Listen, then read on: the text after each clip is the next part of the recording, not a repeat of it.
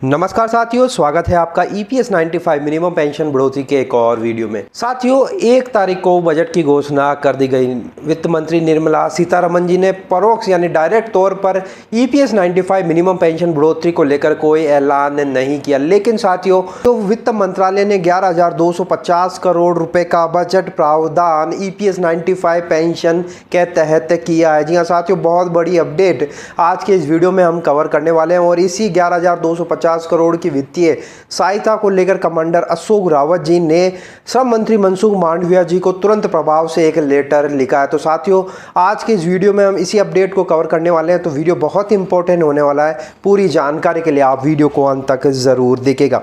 तो साथियों, यहां पर आपको बता दें कि साथियों बजट प्रस्तुत होने के बाद माननीय श्रम व रोजगार मंत्री डॉक्टर मनसुख मांडविया जी को एनएससी के अध्यक्ष माननीय कमांडर अशोक रावत जी के द्वारा एक विशेष पत्र लिखा गया जो ईमेल के द्वारा उन्हें भेज दिया गया। इस पत्र में माननीय श्रम मंत्री जी के द्वारा दिए गए आश्वासन का पालन करते हुए न्यूनतम पेंशन में 7,500 की वृद्धि के साथ साथ मूल्य में वृद्धि के मुआवजे की घोषणा तुरंत प्रभाव से लागू करने का आग्रह किया गया है। तो साथियों, यहाँ पर आप देख सकते हैं ये वो पत्र है और ये वो ईमेल है जो कमांडर अशोक रावत जी ने श्रम मंत्री मनसुख मांडविया जी को लिखा है।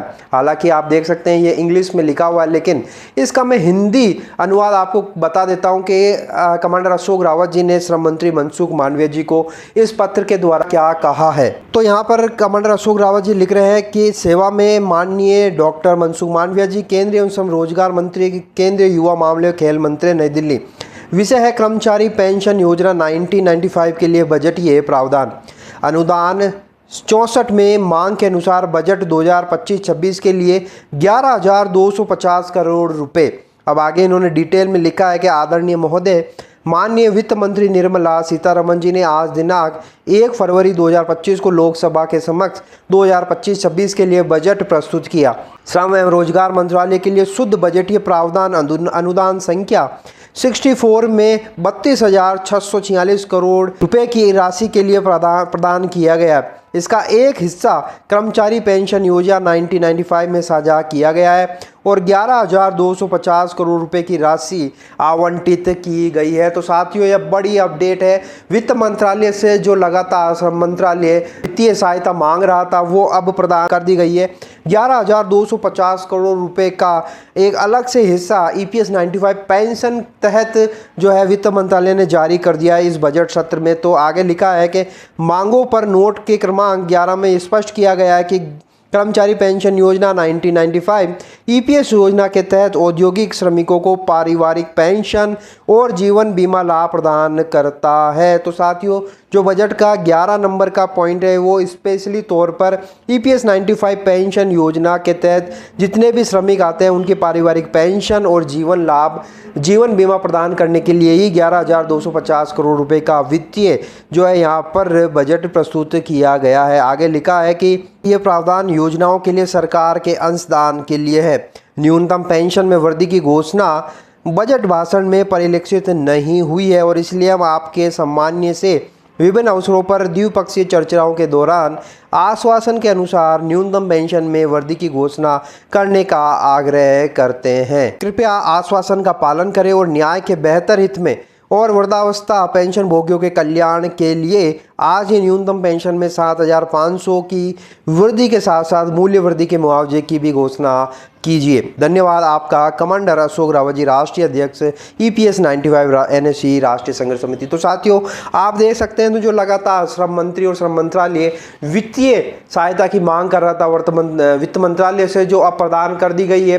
परोक्ष रूप से तो बजट में कोई घोषणा नहीं हुई है ईपीएस 95 पेंशन को लेकर, लेकिन साथियों 11,250 करोड़ रुपए का जो है सपोर्ट अब श्रम मंत्रालय को मिल गया है ईपीएस 95 मिनिमम पेंशन बढ़ोतरी को लेकर। तो अब देखना ये होगा, श्रम मंत्री जो लगातार ईपीएस 95 पेंशन बढ़ोतरी को लेकर सक्रिय थे, अब हो सकता है जल्दी ये बजटीय सपोर्ट मिलने के कारण मिनिमम पेंशन बढ़ोतरी की घोषणा कर दी जाए। इसी को देखते हुए कमांडर अशोक रावत जी ने हाथों हाथ ये पत्र श्रम मंत्री मनसुख मांडविया जी को लिख दिया है।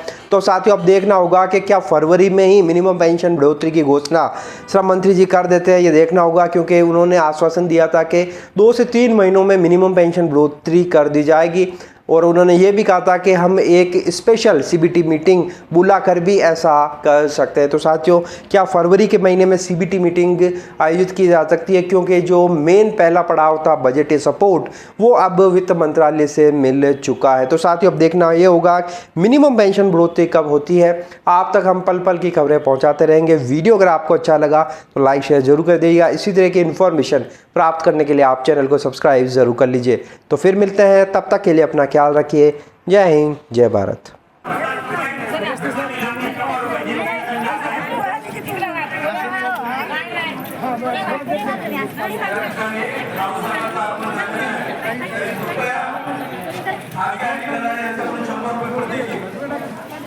कृपया महिलांनी एका बाजूला बसावं आणि पुरुषांनी एका बाजूला बसावं। या ठिकाणी जे मान्यवर आहेत तेच वर राहतील, बाकीच्या लोकांनी खाली बसून यांची कृपा करावी। या ठिकाणी आपल्या सर्वांचे लाडके एका क्रूर व्यवस्थेची टक्कर देण्याचा हा एक अभिनव प्रयोग झालेला आहे।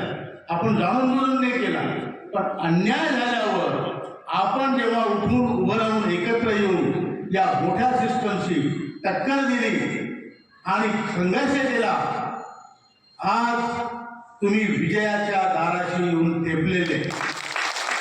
सवाल मैं देख रहा हूँ कि मिनिमम पेंशन बढ़ाने पर है, तो इसमें मैं यही कहना चाहूँगा कि हमारी स्कीम जैसी स्कीम बनी हुई है, ये भारत सरकार की स्कीम है, इसमें ईपीएफओ एक इम्प्लीमेंटिंग एजेंसी है। हर साल मतलब हमारे पास इस तरह के काफ़ी रेफरेंस आते हैं, और अभी रिसेंटली जो standing committee on labour textile and skill development है, उसने भी अपनी रिपोर्ट में यह रिकमेंडेशन दी है कि पेंशन को बढ़ाया जाए। और जहाँ तक मेरा मानना है, इस पर गंभीरता से विचार हो रहा है, किंतु अभी जो स्कीम जैसी बनी हुई है, हम लोग जो पेंशन देंगे वो उसके हिसाब से जो फार्मूला सेट है उसी से बनती है। ऐसा ईपीएफओ का इसमें कोई डिस्क्रिशन नहीं है। जैसा सरकार स्कीम में अगर कोई अमेंडमेंट बढ़ाने के लिए करेगी, जैसा कि 2014 में हुआ था जब मिनिमम पेंशन पहली बार 1000 बनाई गई थी, अब 10 साल हो गए हैं, तो ये समय है कि इसको बढ़ाया जाए। बट ये सरकार इस पर मेरे ख्याल से विचार कर रही है, और जैसे ही सरकार इस पर कोई अमेंडमेंट देगी या कोई ऑफिशियल डायरेक्शन देगी, उसके हिसाब से ही ये स्कीम में परिवर्तन किया जाएगा और लोगों की पेंशन उसी हिसाब से निर्धारित की जाएगी। बट अभी जो पेंशन है वो आपके कंट्रीब्यूशन किस सैलरी पर आया और कितने साल की सर्विस है, उसके हिसाब से जो स्कीम में फॉर्मूला है उसी से बना।